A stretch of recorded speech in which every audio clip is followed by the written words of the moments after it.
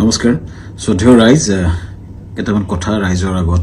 মুকলি কৰি দিয়াৰ কাৰণে কথা কোৱাৰ কাৰণে আহিলো যোৱা কিছুদিন ধৰি আমাৰ মৰমৰ জুবিনৰ ঘটনাটোৰ পাছত চাৰিপিনে বিৰাট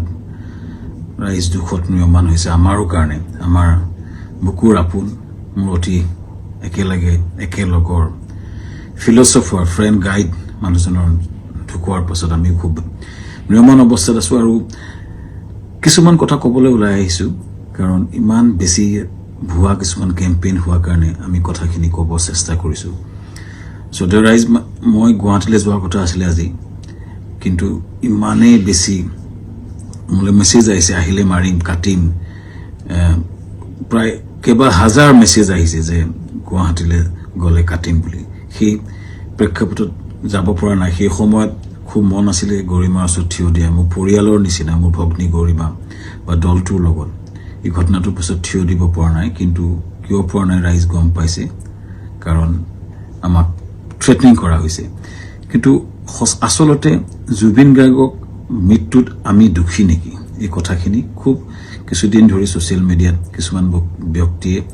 টিআৰপিৰ আশাত মামাকে দুখী সজাই কেংগেৰু কাউট পাতি যে নিজৰ ডিগ্ৰী দিলে কিন্তু আচলতে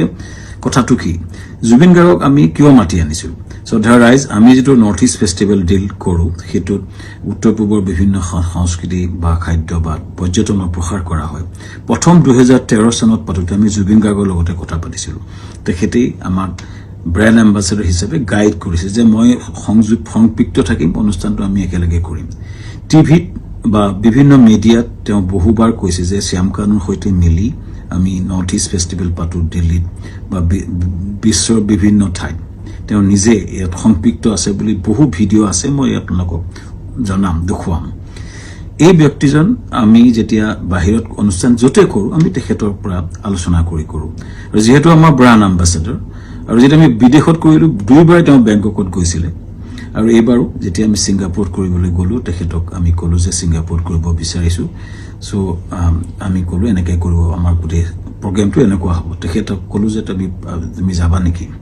তেখেতে ক'লে যাম মই যাম মোৰ লগত মোৰ ভাতৃ সন্দীপনক লৈ যাম আৰু মেনেজাৰ সিদ্ধাৰ্থ যাব আৰু আমাৰ শেখৰ যাব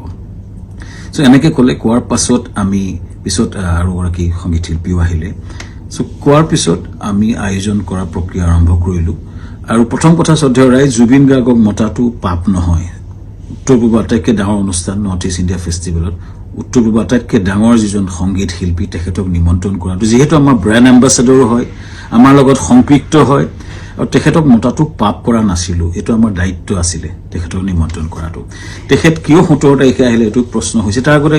সুস্থ দেহাৰে আহিছে বুলি বহুতে লিখিছে কিন্তু তাৰ দুদিনমান আগতে তেখেতে আমাৰ 7 ছেপ্টেম্বৰত মুম্বাইত খুব ধুনীয়া পাৰফৰ্মেন্স কৰিছে মুম্বাইত আৰু তেখেতে 1 তাৰিখে নে 3 তাৰিখে দিল্লীত তেখেতে পূজাত এটা অনুষ্ঠান কৰাৰ কথা আছিল সম্পূৰ্ণ কনসাৰ্ট বা মিউজিক্যাল প্ৰগ্ৰাম কৰাৰ কথা আছিল কেৱল প্ৰগ্ৰাম তেওঁ লাইন হৈছে তেখেতে প্ৰগ্ৰাম কৰি আছিল সো কটিকে সুস্থ দেহাৰে আমি অনাটো আমাক এটা অতি ভুল দোষাৰোপ কৰা হৈছে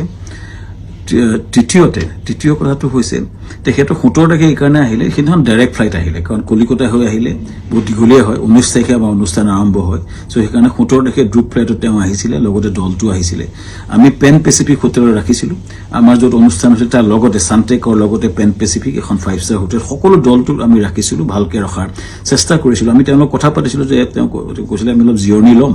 আৰু 20 তাৰিখে 19 তাৰিখে তেওঁ আৰম্ভণি অনুষ্ঠানত তেওঁ থাকিব আৰু 20 তাৰিখে তেওঁ দুটামান গান গাব ভূপেন হাজৰিকাৰ এটা ট্ৰিবিউট দিব এইটো আলোচনা আমাৰ হৈছিলে পিছৰ 18 তাৰিখে দিনাখন 19 তাৰিখে আমাৰ অনুষ্ঠান আছিল 18 তাৰিখৰ দিনাখন আমি তেখেতক খবৰ কৰিতে শুই আছিল আমাৰ বহুত বিভিন্ন উত্তৰ পূবৰ মানুহ আছিল তেওঁৰ লগত তেওঁ ভায়েক আছিল আৰু তেওঁ সিদ্ধাৰ্থ আছিল মেনেজাৰ আৰু দল আছিল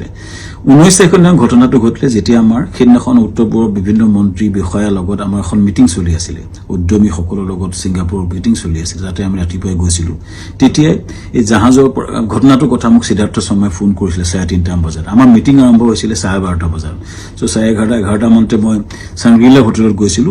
আৰু তাত 3:30 মান বজাত আমি গম পাইছিলো যে এনেকুৱা ঘটনা এটা ঘটিছে সিদ্ধাৰ্থ ফোন কৰিছিল ক'ত ঘটিছে কেনেকৈ ঘটিছে আমি একো গম পোৱা নাছিলো লগে লগে বহুখিনি তাকে লৈ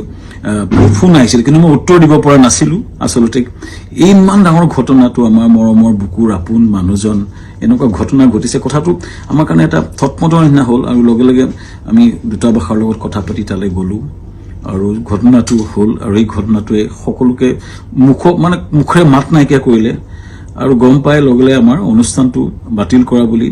আমাৰ হাই কমিছনে নিজস্বভাৱে ঘোষণা কৰিলে আৰু অনুষ্ঠান তাতে বাতিল কৰা হ'ল তাৰ পিছতো কোনোবাই উলিয়াইছে আমি প্ৰগ্ৰাম কৰি আছিলোঁ বুলি কিন্তু আচলতে আমাৰ ভাৰতৰ ৰাষ্ট্ৰদূতাই এইটো ডিক্লেয়াৰ কৰিছিলে অনুষ্ঠানটো সম্পূৰ্ণ বাতিল কৰা হৈছিলে আৰু সেইটো পিছতো আমি টিমটোৰ লগত লাগি কেনেকৈ আমাৰ পাৰ্থিৱ শৰীৰটো গুৱাহাটীলৈ পঠাব পাৰি তাৰ লগত মই কাম কৰিছিলোঁ সিদ্ধাৰ্থ লগত আমাৰ মৰ্গত আমাকে যাবলৈ দিয়া হৈছিলে সিদ্ধাৰ্থ আৰু সন্দীপন শেখৰৰ লগত আৰু তাৰপিছতে কেম্পেইনটা আৰম্ভ হ'ল আমাৰ বিপক্ষে সেইদিনা মই কৈ আছিলোঁ যে মৰ্গলৈ যাওঁ বুলি কোনোবাই সেইটো মদ খাবলৈ যাওঁ বুলি এটা কেম্পেইন কৰিলে কোনোবাই ক'লে যে শ্যামকান্ত মহন্তক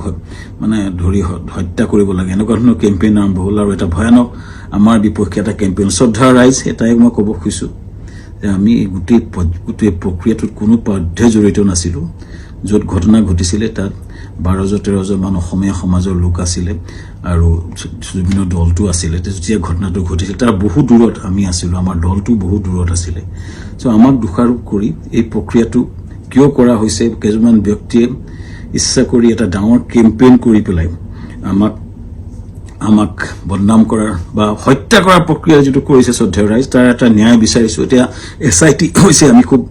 আদৰণি জনাম যি প্ৰশ্ন হয় উত্তৰ দিব বিচাৰিছোঁ কাৰণ আমাৰ ফালৰ পৰা